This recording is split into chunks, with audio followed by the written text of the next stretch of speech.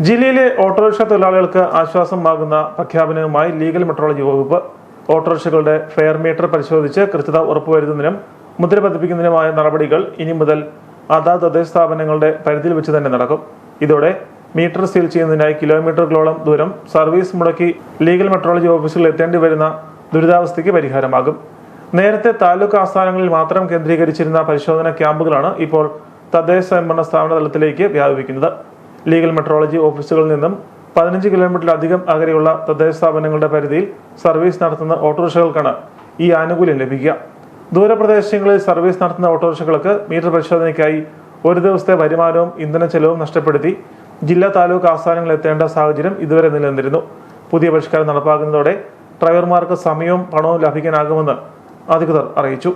ഗ്രാമീണ മലയോര മേഖലകളിലെ ഓട്ടോറിക്ഷ തൊഴിലാളികളുടെ ദീർഘനാളത്തെ ആവശ്യത്തിനാണ് ഇതോടെ പരിഹാരമാകുന്നത്.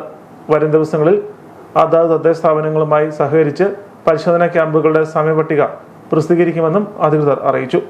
തൊഴിലാളികളുടെ യാത്രാക്ലേശവും സാമ്പത്തിക നഷ്ടവും ഒഴിവാക്കുന്ന നടപടിയെ ഓട്ടോറിക്ഷ തൊഴിലാളികൾ സ്വാഗതം ചെയ്തു. പദ്ധതിയുടെ ജില്ലാതല ഉദ്ഘാടനം മന്ത്രി മോൻസി ജോസഫ് കടുത്തുരുത്തിയിൽ വെള്ളിയാഴ്ച നിർവഹിച്ചു.